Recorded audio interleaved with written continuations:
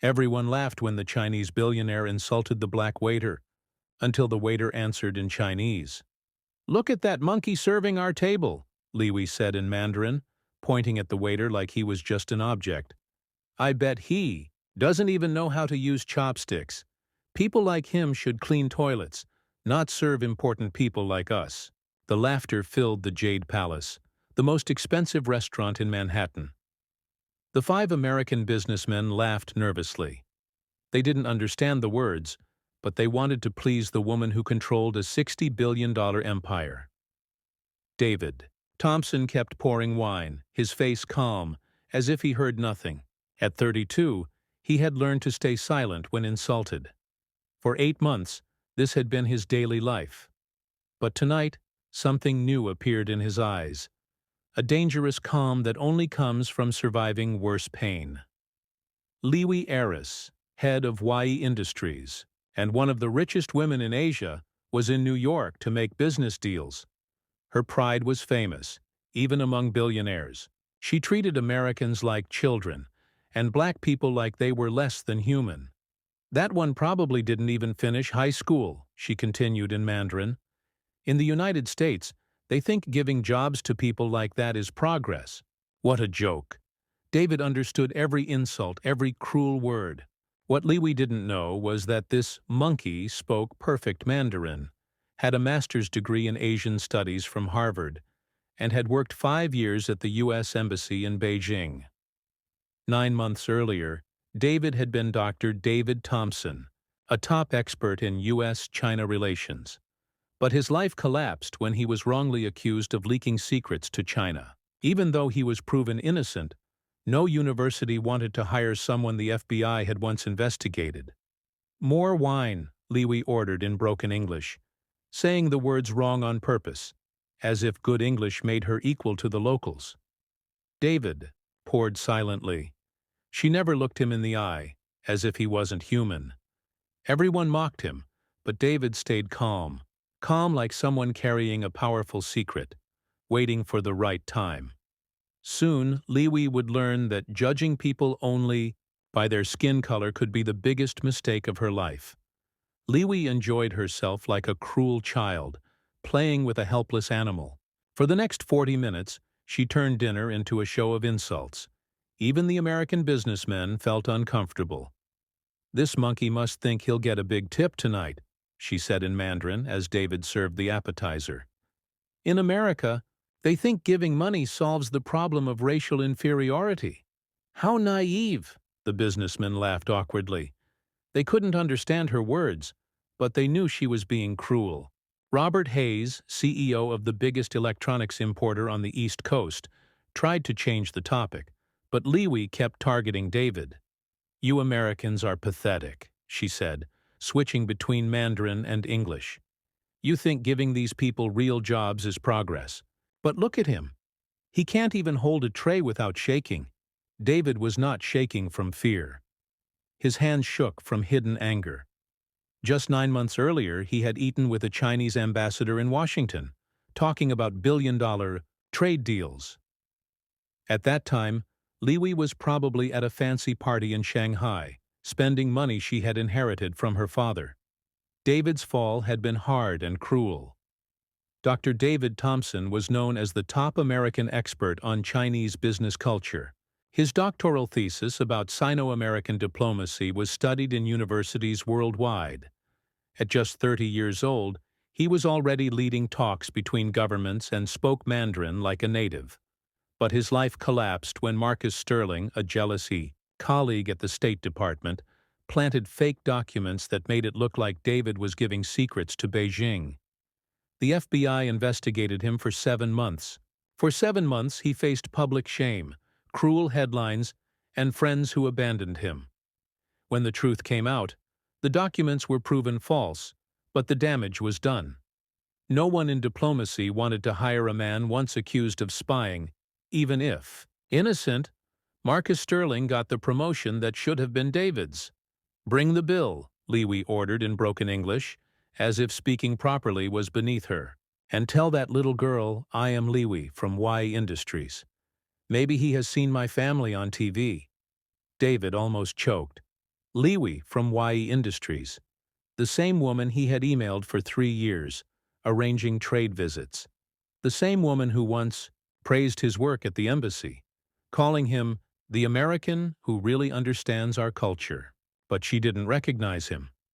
Back then, David wore expensive suits and moved in the same social circles as her. Now, in a waiter's uniform, he was invisible, just another black worker to her. "You know the problem with Americans?" she said in Mandarin, her words sharp like poison. "You think democracy means everyone is equal. But the truth is, some people are superior and others are inferior. That is nature's law." She pointed at David. "That one probably has children from 3 different fathers and lives with 10 people in a tiny apartment. That's how they live, ignorant and dirty." Robert Hayes shifted uncomfortably. "Liwi, maybe we should focus on the contracts." "No, no," she said, waving her jeweled hand. "Let me finish my American sociology lesson. You need to understand who you are dealing with when you do business with us." David kept serving, his face calm, but inside every insult was being stored like evidence. Liwi didn't know that with every cruel word, she was destroying herself. The worst came when she called him closer to the table. "You," she said in English, pointing like she was calling a dog. "What is your name?" "David, ma'am." "David," she repeated slowly, as if the name tasted bad. "Have you ever heard of China, David? Do you know where it is on the map?" The businessman froze. The situation had gone far beyond what was acceptable, even in their ruthless world. "Yes, ma'am," David replied calmly. Liwi laughed loudly. "How cute! He knows where China is." She turned to her guests and said in Mandarin, "I would bet my fortune this monkey has never left New York in his life." At that moment something shifted in the air of the restaurant. David stopped, writing the order, and looked directly into her eyes for the first time. It was not submission. It was not fear. It was something far more dangerous. It was recognition. Each new insult only made David stronger inside. A cold determination was forming from the very injustice meant to break him. What the arrogant billionaire didn't see was that every cruel word was building her own downfall. Insult by insult, humiliation by humiliation. Between dinner and dessert, while Liwi kept insulting in Mandarin to entertain the American businessmen, David went to the staff bathroom. His face was calm, but inside him a storm was growing. "That monkey probably can't even count to 100, Liwi said in Mandarin when David was gone. "I bet his whole family lives on food stamps. That's how that inferior race survives in the United States." Robert Hayes looked sick. "Liwi, this is going too far." "Too far?" she laughed. "You Americans are too sensitive. In China, we know how to keep every type of person in their proper place. That is the difference between a civilization thousands of years old and a country only 200 years old." Meanwhile, in the bathroom, David took out his phone. He typed a message that would change everything.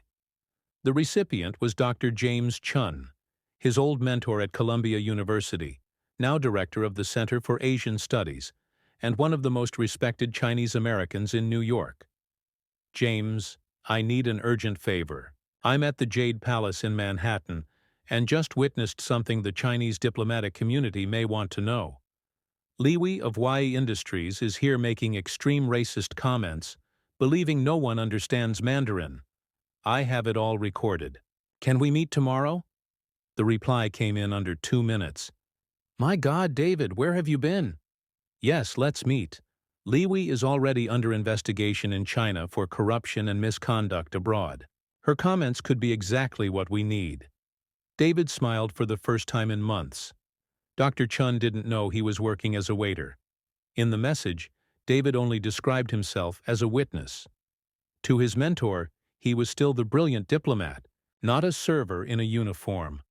When David returned to the dining hall, Liwi had pushed her insults even further. She was now mocking broken English, imitating accents she thought were inferior. You know how to clear a table properly? She said to David in childish English, as if he were a child. Or do you only know how to carry plates like a trained monkey? The businessmen sat in silence. Even men used to the cruelty of international business were shocked. But none dared to confront a woman who controlled billion-dollar contracts. I can clear the table perfectly, ma'am, David replied calmly, his voice steady against her. Cruelty? How cute! She laughed loudly. He can speak properly. Maybe he's not as dumb as he looks. She turned back to the businessmen. Did you see that? When you treat these people firmly, they learn how to behave. That was the moment Liwi made the mistake that would seal her fate. She pulled out her phone and began recording a video in Mandarin. I'm here at the most expensive restaurant in Manhattan, showing how Americans train their black workers. Look how quiet he is when I speak with authority. David kept clearing the table, but inside he was saving every second of that video as evidence.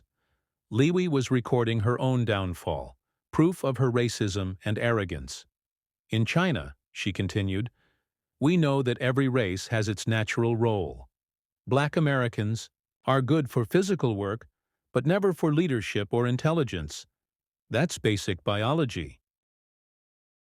Liwi sipped her third glass of champagne and decided to deliver her grand finale. The few businessmen left at the table were deeply uncomfortable, but she mistook it for admiration.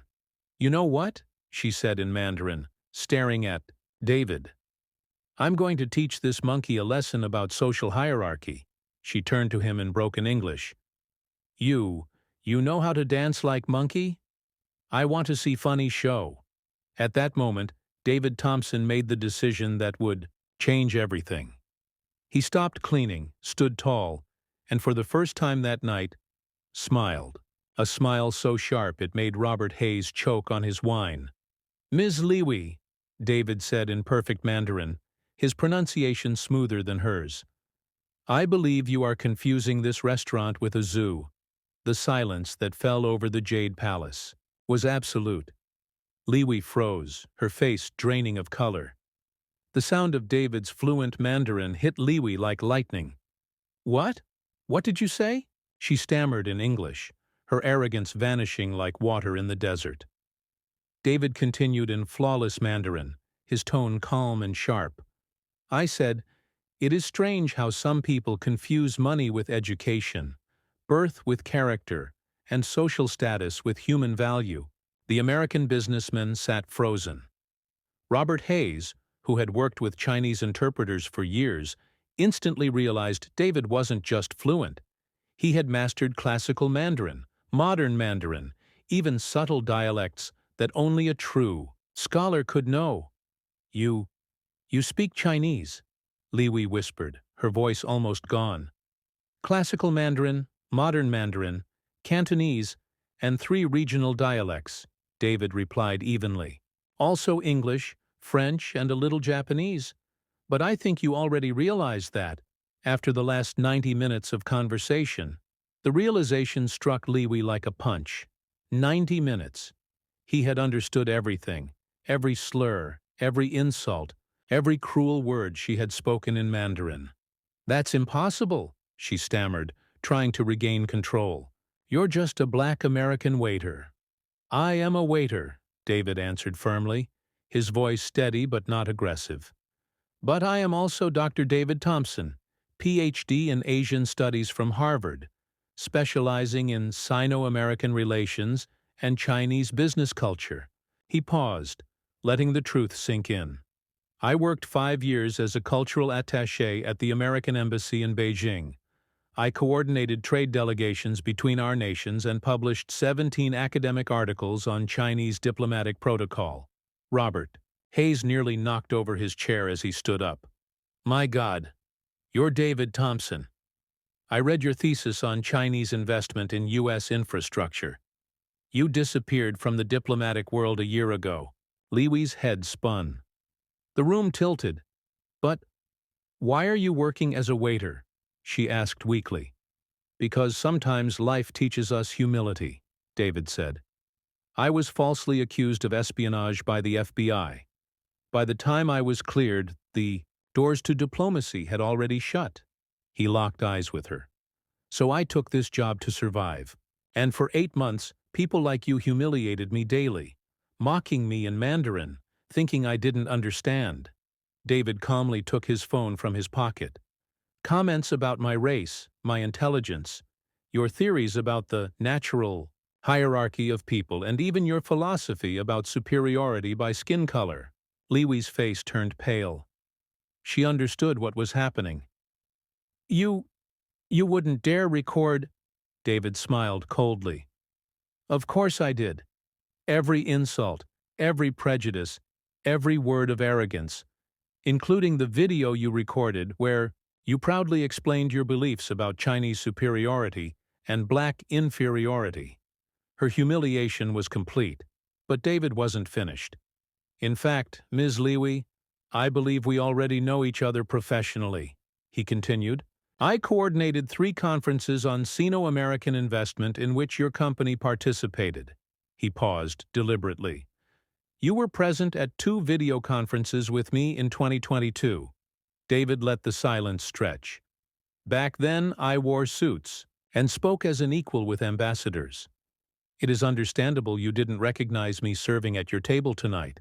Liwi tried to speak, but no words came. She had been exposed, not only to the room, but to the fact that the man she mocked was someone who had once negotiated agreements that shaped her own company's success. David continued, his calm voice, carrying the weight of authority.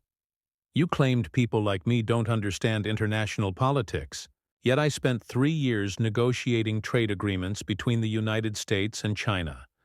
Agreements that directly benefited YE Industries. The American businessmen were in total shock. Only now did they realize they had sat quietly, watching one of America's leading experts on China endure humiliation from an arrogant billionaire. And then, David said, still calm but devastating, you created theories about intelligence based on race. It would be interesting to know what the Chinese Communist Party would think, David said calmly, about a Chinese businesswoman promoting racial superiority on American soil. Liwi finally found her voice. You can't. It would ruin my reputation, my contracts, my position in the family business. I imagine so, David replied softly. Especially since China has very strict rules about citizens who embarrass the country abroad. Robert Hayes, still stunned, muttered, Liwi, you humiliated one of America's leading experts on your own culture. David then held up his phone. I've already sent the recordings to Dr. James Chun, director of Columbia's Center for Asian Studies. Let's just say he was very interested. On the screen was Dr. Chun's reply. David, this is explosive. The Chinese consulate must see this immediately. Liwi may have created a diplomatic incident. David continued. I also shared it with the Chinese Business Association in the U.S. They have a strict code of ethics for member behavior overseas. Liwi began to sweat. Her company depended on international contracts, and any racial scandal could cost billions. Worse, the Chinese government punished anyone who caused diplomatic problems. Please, she whispered, her arrogance gone. David's voice was calm but sharp. You didn't know who I was.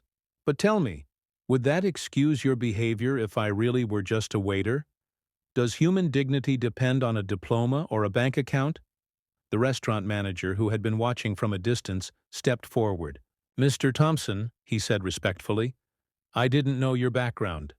From today, our policy will be different. David nodded.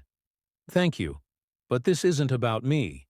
It's about how we treat people we think are beneath us, when we believe there will be no consequences. Liwi tried one last time. Dr. Thompson, maybe we can reach an agreement. An agreement? David gave a sad smile. Ms. Liwi, for 8 months people like you humiliated me, thinking I was just an ignorant worker. Every insult was recorded, every prejudice documented. He slid his phone back into his pocket.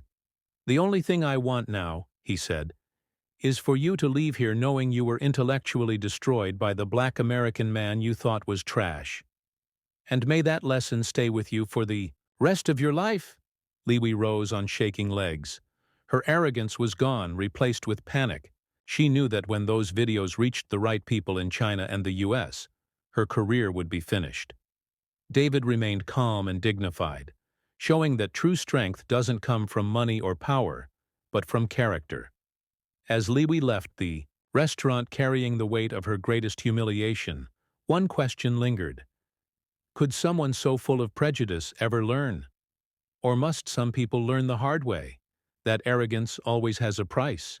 3 months after that night at the Jade Palace, both of their lives had changed completely, but in opposite directions. Liwi woke up once again to crushing headlines. Billionaire heiress loses $800 million in contracts after racist videos, read the Wall Street Journal. The Chinese consulate quickly released a statement distancing itself from her remarks. Within 2 weeks, YE Industries had lost 70% of its U.S. contracts. "The family has decided you need time to reflect," her uncle said in Mandarin during a tense video call. "Your executive privileges are suspended indefinitely." The woman, who had arrived in New York like a queen, returned home as a disgraced outcast. Meanwhile, David Thompson had become an international phenomenon. The video of the confrontation went viral, with more than 50 million views. Around the world, people saw him as a symbol of dignity in the face of hate. Universities in 3 countries invited him to speak. The U.S. State Department offered him back his old job, with a promotion and a 60% raise. It wasn't about revenge, David explained in an interview with CNN. It was about showing that human dignity has no price, and that wisdom can come from places we least expect. Odiwayur, he returned to diplomacy, but also kept 1 day a week at Jade Palace, this time as a senior advisor and minority partner. The restaurant became a landmark for human rights activists. People traveled from all over the world to visit the place where a waiter taught a billionaire a lesson in humility. The movement inspired the David Thompson Protocol, a strict zero-tolerance policy against discrimination in restaurants and businesses. Liwi tried to recover by releasing a video apology in broken English. "I apologize for my unfortunate comments, but social media was merciless. Not unfortunate, racist. She's only sorry because she got caught. Privilege doesn't equal character." 6 months later, at a corporate diversity conference, David ran into Robert Hayes, one of the businessmen who had witnessed that night. "David, you taught us that underestimating people is the biggest business mistake of all," Hayes said, shaking his hand with genuine respect. Liwi, meanwhile, lived alone in Shanghai. Her arrogance was gone, replaced by isolation. Friends avoided her, contracts were cancelled, and her reputation never recovered. It was the most expensive lesson a billionaire had ever paid. Money can't buy dignity, and prejudice always carries a price. If this story about dignity, justice, and overcoming prejudice touched your heart, subscribe to the channel and leave a comment. How would you react if you saw something like this? Together, we can share the truth. Respect is not a privilege. It is the right of every human being.